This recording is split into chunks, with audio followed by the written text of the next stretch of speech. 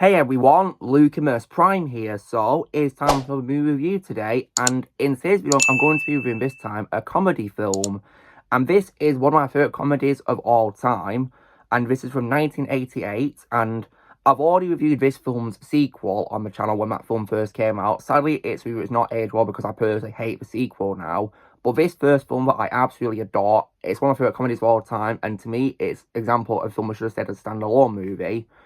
And this one, of course, is none other than the absolute masterpiece, which is 1988's Coming to America. So, this is, of course, an American romantic comedy directed by John Landis and is based on a story originally created by Eddie Murphy, who also appears in this film as the lead character, which is Prince Akeem Joffer. So, now, how was this film made then? And so, when it comes to making of this film then, so John Landis reunited with Eddie Murphy to make this film after they previously, of course, worked on the comedy film Trading Places. And so, of course, this was a collaboration between them. And of course, as they made this film. And when it comes, of course, to the film's release, it was released, of course, on June 29th, 1988. And when, of course, it was released, it was very well received by critics and also from audiences, and it's since been regarded as one of the best comedy films of all time. And when it comes, of course, to my reaction to this film then, so I've seen this film many times in my life. It's a film that I first saw when I was really, really young. And when I first saw this film for the first time, I absolutely loved it. And I definitely regard it as one of my favourite comedy films of all time. Absolutely. I just really love this film. I've also literally just got on rewatching it now for this review, and I still love it to this day. To me, it's an absolute masterpiece in the comedy genre. So what is the movie about then? So, of course, as I just said, Eddie Murphy, of course, plays the film's main character, Prince Akeem Joffer, who is the crown prince of the fictional African nation of Zamunda. And he travels to the United States in the hopes of finding a woman he can marry and will love him for who he is, not for his status or for having been trained to please him. So, when it comes to what I think is great about this film then, so I think it has a really great cast. So, when it comes to Eddie Murphy himself, of course, I regard Prince Akeem Joffer as my favourite live-action role of his. Eddie Murphy is one of my favourite comedians of all time, and I definitely really loved him as Akeem in this. Akeem is, in my opinion, a very likeable and also relatable character. I think the reason why he's my favourite live-action role of his is probably because I relate to Akeem a lot. I really do, and this story definitely, of course, resonates with me a lot too because of that. So, I think he played Akeem really well in this movie. And I also, as well, of course, love him in other roles in this film because, as a fun fact, guys, Akeem is not his only role in this film because he plays 3 other characters. He plays the soul singer Randy Watson, of course, who's of course playing, of course, at the pageant in the film. And then he also as well plays Clarence, who of course is the owner of a barbershop, and also the customer, Saul. So, and I've got to give tons and tons of praise to this film's makeup department and to Eddie Murphy himself, of course, for playing all these characters and making it be so believable that it wasn't him playing them. Like, it still blows my mind to this day how he was able to play all these characters, and with the makeup being so convincing, it's hard to tell it's him, really. And I've got to keep reminding myself it's Eddie Murphy. He's very talented, I must say. And the makeup department did a really brilliant job, of course, making all his characters look so different to each other, so you can't tell it's Eddie Murphy. He did a brilliant job with that. I also, as well, definitely absolutely loved Arsenio Hall in this as Semi, who's Akeem's best friend who comes with him to America. I think he was also, in my opinion, a likeable character and also definitely really funny, I might add, as well. Arsenio Hall did a really brilliant job playing Semi in this. He showed him as being a great, loyal best friend to Akeem, of course, in this film, and definitely really funny. There was also times, of course, when he improvises comedy because, as a fun fact, guys, in the scene, of course, where, of course, these Zamundan royals, of course, knock on the door to Akeem and Semi's apartment, of course, in the place they're staying at in New York, when Semi answers the door and screams before slamming the door in their faces, that was improvised by Arsenio Hall. And because the cast reacted, of course, like, you know, confused and all that, of course, like, they loved it so much we kept it in the film, and it was definitely, in my opinion, one of the best improvisations I've ever seen because it worked so well in the scene. Definitely, in my opinion, hilarious. Arsenio Hall also plays other roles in this because he also plays Reverend Brown in the film too as well. And also, as well, plays the barber Morris, one with the glasses, as well, who's always sat down eating food in his scenes.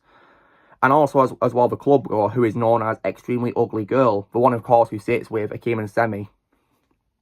And he's the one who, of course, makes Semi start his drink as well in the scene, which is also really funny. And I also, as well, absolutely love the one and only James Earl Jones, may he rest in peace, as King Jaffa Joffer, who is, of course, the ruler of Zamunda, Akeem's father. James Earl Jones is an absolute legend, one of my favourite actors of all time, and it really breaks my heart, of course, that we lost him in September this year. Rest in peace, James Earl Jones. And when it comes to Jaffa Joffer, that's easily, for me, my favourite live-action role of James Earl Jones in a film, absolutely. And he made him such a likeable character, someone who's really caring for his son. Definitely a really amazing father figure, I must say.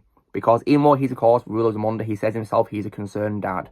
And he definitely showed that in this film. Yeah, James Earl Jones absolutely nailed it as King Jaffa Joffer, with lots of iconic lines such as, "My son works," and also the way he punishes Semi by saying he's going to be going to royal suites and be bathed, which is a punishment apparently, but he made it so funny. Like, James Earl Jones was so funny in this film, absolutely. And also as well, the way he channeled Darth Vader by saying, "Do not learn to my presence, I shall deal with him myself." Like, wow. Yeah, James Earl Jones was absolutely incredible in this movie. And I also, as well, definitely love Shari Headley in this film as Lisa, who, of course, is Akeem's love interest in this film, who, of course, he meets at a pageant. She definitely made Lisa a very likeable character in this film as well, and was definitely really great in this as her. Made her also a great character. And she had very good chemistry with Eddie Murphy, or say to as well. And speaking of, as well of Lisa, I definitely as well love John Amos, may he also rest in peace, as Cleo McDowell. I think he made Cleo also a great character, and definitely as well a great father to Lisa as well. Especially in the scene where he says he wouldn't trade any money for his daughter. It shows how much he loved Lisa as a daughter. Definitely, in my opinion, another great father figure, absolutely. And may John Amos rest in peace. It really sucks. We also lost him this year. It absolutely sucks. And I also as well love Madge Sinclair in this as Queen Ailun Joffer, who of course is the king's mother and of course the Queen of Zamunda. May Madge rest in peace. And it's actually pretty poetic how she was in this as, of course, the Queen to James Earl Jones' king, because in 1994, of course, she and James Earl Jones would voice Simba's parents, Mufasa and El Sarabi, in The Lion King, of course, in 1994. So it's pretty cool, of course, how we play King and Queen in both these films, isn't it, really? Really cool, and may Madge rest in peace. And there's other great supporting characters in this too as well. I want to mention Barbershop People, and there's also Eric LaSalle as Daryl. I thought he was good in this too as Daryl, in my opinion too. And also the landlord as well, who's played by Frankie Faison on as well. Thought he was great in this as well. And I also as well definitely as well love Louis Anderson as Maurice, who of course is a McDowell's employee. May Louis rest in peace. And we also as well got a really hilarious cameo appearance by the legendary Samuel L. Jackson as the hold-up man who attempts to rob McDowell's. And apparently he's already done it 5 times, but of course, when he does it in this scene, he gets stopped by Akeem and Semi in a pretty cool way. And Samuel L. Jackson was just so funny in that scene, absolutely, as the hold-up man. So funny. And he's an absolute legend in the movie industry. When it comes to other cameos too as well, I already mentioned Trading Places at the start of this review. It's also pretty cool how in this film we got a cameo appearance by Don Amesh and Ralph Bellamy reprising their roles as Mortimer and Randolph from Trading Places. So you could literally say this one takes place in the same universe as Trading Places, really, which is a pretty cool reference to it, really. And there was even as well a bit of music as well from the film in their scene too, which was a nice callback to it as well. And also as well, when it comes to this film as well, I also absolutely loved its humour. In my opinion, this film is so hilarious from start to finish, because not only is it a great romance film, it also excels at comedy, in my opinion. Because for this film, I'm always laughing my head off watching it, and it's definitely one of my favourite comedy films of all time because of that. I've already mentioned lots of funny moments with James Earl Jones' character, and also the door slam improvisation scene. There's also McDowell scene, because Samuel Jackson was so funny. I do think it's also funny how a shop literally called McDowell's, which is a parody of McDonald's. That's just so funny. And yeah, this film is full of humour from start to finish as well, absolutely.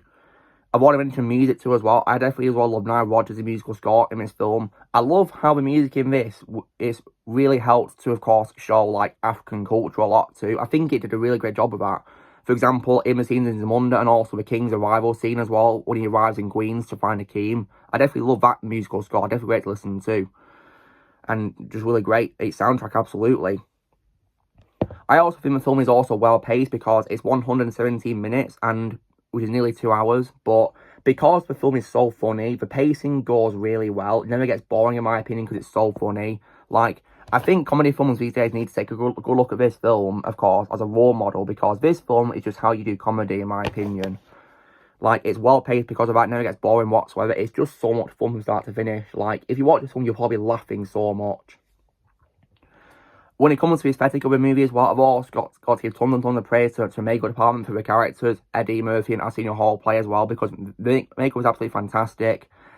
For example, when it comes to Saul, who of course is a barbershop customer Eddie plays, it still blows my mind how it's Eddie Murphy playing him. And as a fun fact, guys, Eddie Murphy played a joke as well, because when he was in character as Saul in costume, he actually walked around the set as him, and he told people he was Eddie Murphy, and guess what? No one believed him. Like, that's how convincing it was. Like, just absolutely fantastic makeup, in my opinion. Just brilliant.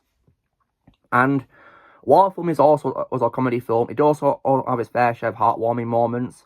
For example, the scenes where of course, Jabba the Hutt cares for his son. I do love that, how he shows he's a great father to his son and wants him, of course, to see the world by letting him go to America. I do love that about him. And I also, as well, love the scenes where Keem's interacting with Lisa as well. They have great chemistry, in my opinion. And I also love the ending of the film is also, in my opinion, very happy too, because at the end of the film, we think, of course, that Akeem's going to be marrying some random person from Zamunda who have traversed pit for him like he was going to start a film, but Akeem didn't want, he just wanted to go out to see the world. But that was, of course, so he could go to America to find his love interest. But I love how, of course, they reveal that the veiled bride was actually Lisa.